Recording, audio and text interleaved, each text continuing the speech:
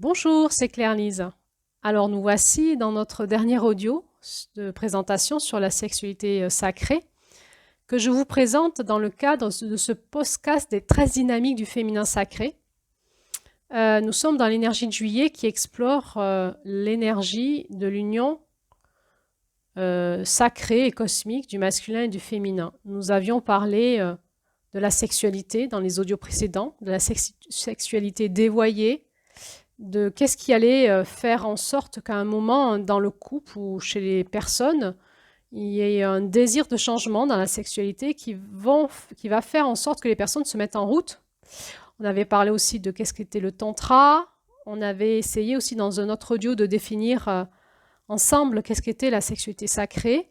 Et puis, dans le dernier audio, on est allé dans plus de concrétisation, concrètement, de quoi on parle, comment ça se passe dans le couple.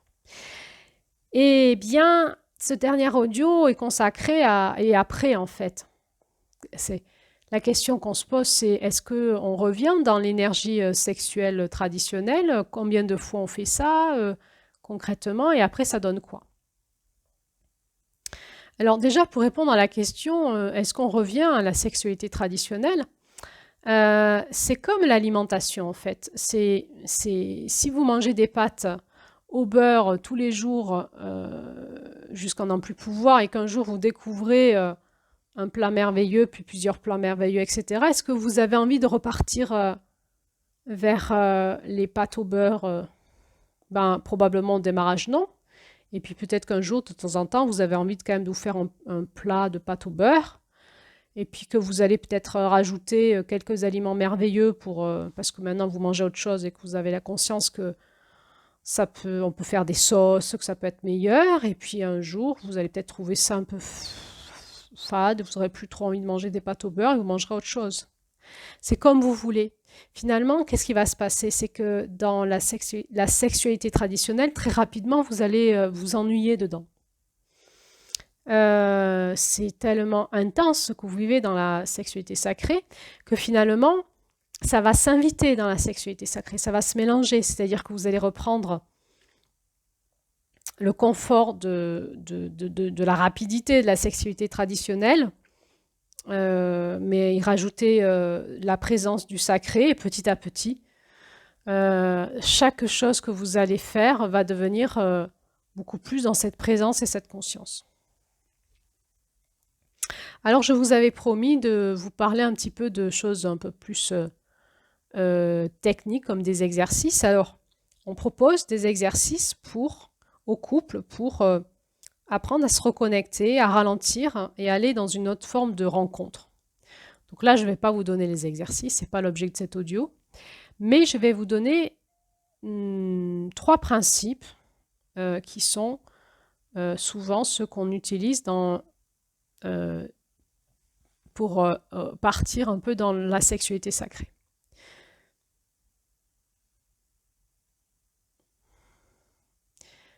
Donc, d'abord, on va instaurer l'idée du rituel et l'idée de reconnaître le divin en l'autre. Alors, si les personnes ne sont pas trop versées dans la spiritualité, ça va donner du bien faire, mais il y a quand même quelque chose qui va se passer. Le fait de ritualiser et de proposer un espace d'accueil, c'est quoi le fait de ritualiser? C'est-à-dire que on va dire au corps et à l'esprit, à l'âme, on n'est plus comme d'habitude, on ne va plus repartir dans une sexualité qui prend l'autre comme un objet, où on va demander à l'autre de me faire plaisir. On va ouvrir un espace où on se rappelle qu'on rentre dans un espace où on est tous les deux porteurs du divin, du sacré, et on rentre dans un espace particulier. Et là, en fait, il y a 2 possibilités. Il y a ce qu'on appelle la voie qui est la voie du sommet, qui est plutôt la voie du feu. Et la deuxième possibilité qui est la voie de la vallée, qui est plutôt la voie de l'eau, plutôt calme et paisible. Alors, les 2 vont au même endroit, mais c'est vraiment 2 manières opposées pour y aller. Donc, peut-être qu'on peut déjà choisir, est-ce qu'on prend la voie de la vallée ou la voie du sommet? Et je vais vous expliquer c'est quoi. La première, la voie du sommet, c'est la voie du feu.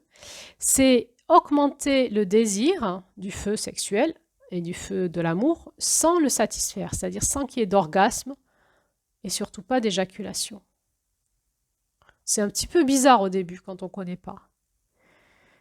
C'est vraiment aller dans un endroit où il va y avoir une frustration. C'est-à-dire que comme on est habitué à aller dans une espèce de plateau et de décharger, d'avoir un orgasme et de décharger, le corps, l'espace émotionnel a l'habitude d'avoir cette petite gâterie et il sait que quand il va dans cette énergie-là, à la fin, il a la gâterie de l'orgasme et puis il est content.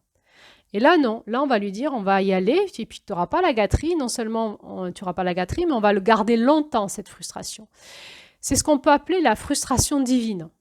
Et c'est un choix et c'est un travail, un exercice. Et c'est d'autant plus difficile pour les hommes. Donc, on va faire monter le désir et on ne va pas le satisfaire.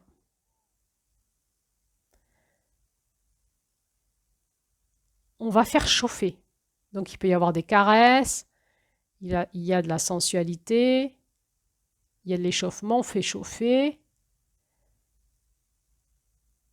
Et il y a quelque chose de magique qui va se passer, on fait chauffer le chaudron.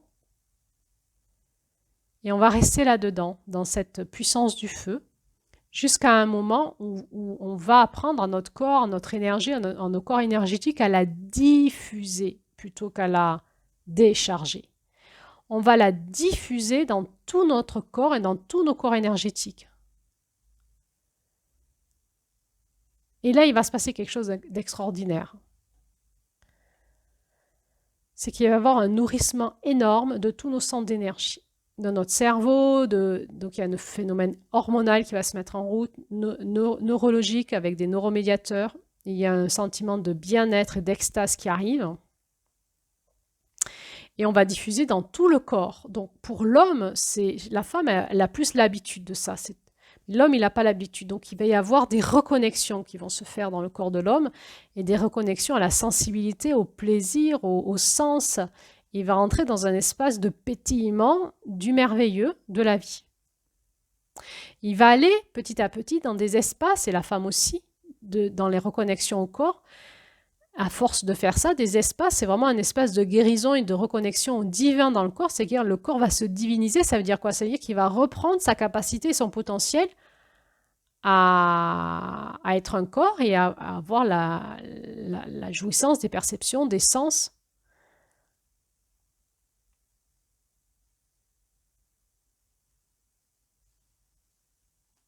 C'est comme une chaudière qu'on a fait monter et tout d'un coup, la chaleur se diffuse partout dans la pièce, dans les radiateurs, dans la maison.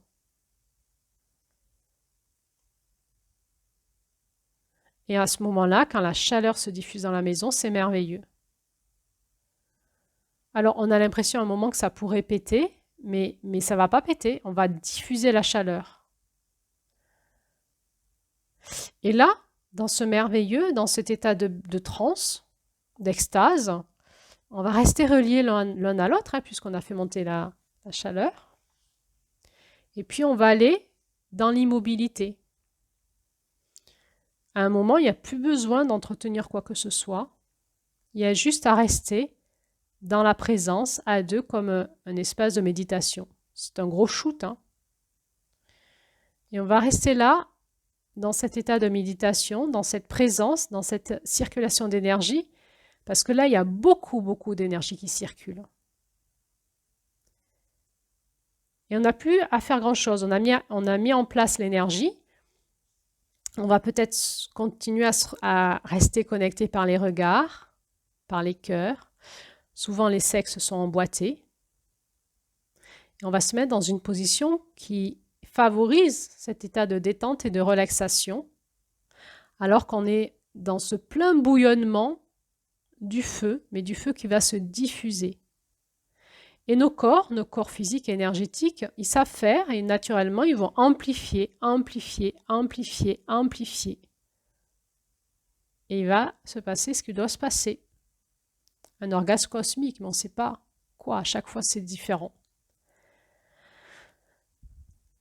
Ça peut durer des heures. C'est vachement agréable. Ça nourrit énormément. Ça remplit d'énergie, de joie, de transe, d'allégresse, de divin. C'est incroyable pour les deux partenaires. Et ça, vous êtes rempli d'énergie pour des journées derrière, et de joie et d'amour. Derrière, le truc, c'est que non seulement il n'y a pas la décharge derrière, et puis on dort et on ronfle, et demain il faut recommencer, mais ça vous nourrit des jours et des jours derrière, hein. Voilà. Et l'autre voie, c'est ce qu'on appelle la voie de la vallée, ben c'est on part à l'envers. C'est-à-dire qu'au contraire, on se met en contact l'un avec l'autre dans une douceur absolue, dans une grande tendresse, et on va dans le presque non-mouvement ou dans le non-mouvement. Alors, certains préconisent que les sexes soient emboîtés, mais sans mouvement. Éventuellement, l'homme, il n'est pas en érection. Donc, il peut y avoir juste un contact des sexes, et à un moment, s'il y a une érection, automatiquement, le sexe de la femme va s'ouvrir, ça va s'emboîter automatiquement, il n'y aura rien à faire, hein. Le sexe de la femme aspire le sexe de l'homme automatiquement. Et on laisse, au contraire, l'énergie faire ce qu'elle doit faire dans ce relâchement. On ne cherche pas du tout à activer la chaudière là, hein. C'est une énergie beaucoup plus calme, on est dans l'énergie de l'eau, dans l'énergie du féminin. Et elle est aussi, et parfois, beaucoup plus magique que celle du feu. Elle demande encore beaucoup moins de méthodes, de techniques, il y a encore moins à faire, mais elle va vous amener au même endroit, mais encore plus profond, plus puissant. On appelle ça l'orgasme de la vallée, c'est l'orgasme du féminin. Et il y a un moment même, on a l'impression que l'individu se dissout dans la relation. Et à un moment, ils ne vont faire plus qu'un.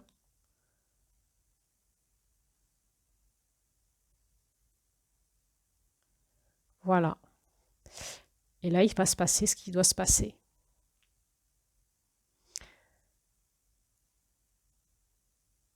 Donc, l'union cosmique, elle ne s'effectue nécessairement pas que dans l'excitation du désir et l'augmentation du feu. Elle peut aussi se faire dans la détente et la relaxation. Mais elle peut aussi se faire dans cette phase d'explosion, j'ai envie de dire, du feu, sans aller jusqu'à la satisfaction sexuelle, jusqu'à l'orgasme habituel. Et donc, pour l'homme, il n'y aura pas d'éjaculation. C'est parce qu'il conserve son énergie sexuelle qu'il va pouvoir diffuser son énergie sexuelle.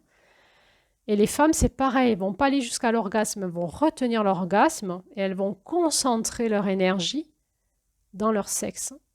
Et à un moment, pouf, l'intelligence des corps, c'est-à-dire qu'on active de l'intelligence qui nous dépasse. Parce qu'on est des bébés, on ne sait pas faire la sexualité. Tout d'un coup, on apprend, on va vivre des choses qu'on ne vivait pas avant.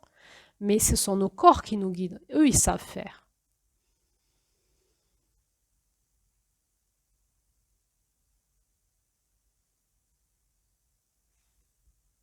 Et donc, ce qu'on peut dire, en fait, c'est que ce qui, finalement, fait l'unité de ces deux voies, c'est qu'il n'y a pas de voie.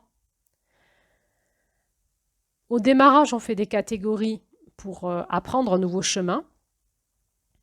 Mais en fait, la sexualité sacrée, comme on nous l'apprend, entre autres, dans le tantra, c'est d'aller au-delà de la forme. Il n'y a plus de forme. Donc même ces formes-là qu'on met, c'est une façon qu'on fait au démarrage, mais à un moment, même ces méthodes-là, elles n'existent plus. Il s'agit de se défaire de toute forme et d'aller dans la non-forme, au-delà de la forme. Quand ces deux formes ont été déjà intégrées, eh ben, il n'y a plus qu'à accueillir ce qui est là. Et dans la rencontre entre nous deux, dans le couple, nos intelligences respectives divines savent faire en fonction de plein de choses qui nous dépassent. Il va se passer cette danse des amants, à chaque fois différente, où tout est autorisé, tout est permis, il n'y a rien qui est mal, il n'y a rien qui est bien. Simplement, il y a une règle, c'est qu'on n'attend rien et on ne demande rien. Il y a quelque chose qui va se passer là-dedans, à chaque fois différent. La seule chose qu'on garde, c'est la non-forme en fait, hein. On n'attend rien, on essaye de rien faire. On ne veut pas avoir la maîtrise de quelque chose. C'est le vide, on va dans le vide, dans la vacuité, dans cette vacuité de la lumière noire, dans ce vide de l'amour. Et à un moment, on va rencontrer l'amour. Et cet amour va partir en transe et on va vivre des transes amoureuses dans l'amour, dans la profondeur de nos amours respectifs. Et là, on va être complètement alchimisé entre nous et en soi-même. Alors, finalement, qu'est-ce qui se passe derrière? Eh bien, cette énergie-là, elle continue à agir les jours d'après. Ça se diffuse en nous, autour de nous. Et on voit la vie d'une autre façon. C'est-à-dire que tout devient un acte sexuel. C'est-à-dire qu'on voit l'énergie de vie partout et on est en jouissance partout. Quand on mange une pomme, quand on mange, quand on regarde quelqu'un, quand on voit le souffle du vent passer sur une feuille.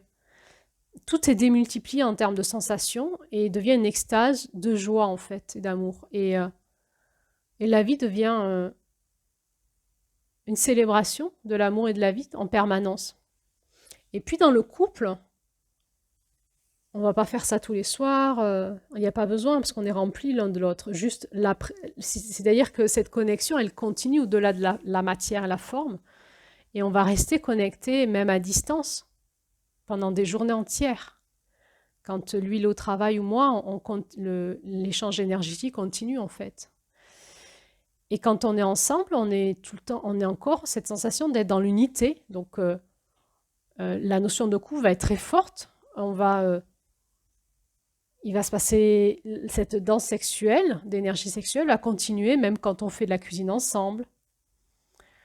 Et évidemment, nos enfants vont le ressentir. Cet amour qui unit les parents, cette joie, cette unité, et ça va les nourrir. Et l'amour, en fait, c'est une énergie de guérison. Ça va nettoyer nos maisons des parasites énergétiques. Ça va dynamiser l'énergie de nos maisons. Nos enfants vont être mieux, vont mieux dormir, n'auront plus de problèmes de santé, seront plus joyeux, plus heureux. Ça va alchimiser nos gènes, notre système génétique, les enfants aussi, etc. Et dans nos relations, ça va se ressentir. Et je vous dis là, à ce moment-là, on n'est pas du tout préoccupé pour que notre homme se dise est-ce que notre homme il va aller voir ailleurs. Ni monsieur n'est pas attiré par une autre femme parce que ce qui se passe là, c'est tellement puissant qu'on est dans l'unité en fait, on n'a plus besoin. Alors ça, on peut le vivre dans nos couples. Hein. C'est pas pour les autres. Hein. Voilà, c'est un chemin. C'est celui de juillet, de l'énergie de juillet, de celle qui aime toute chose. C'est une étape.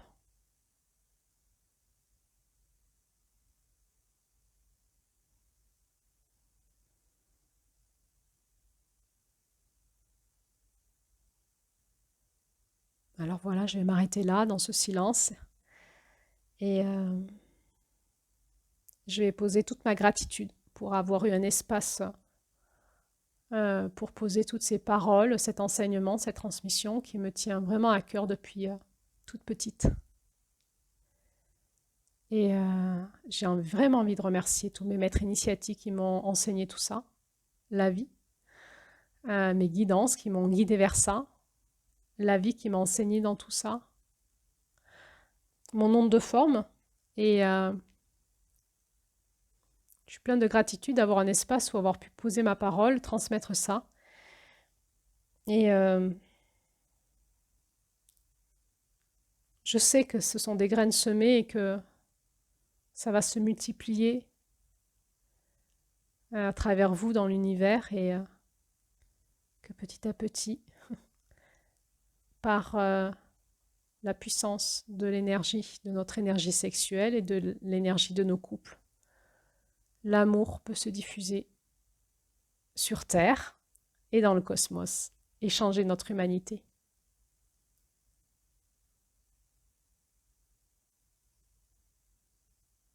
Merci, merci, merci.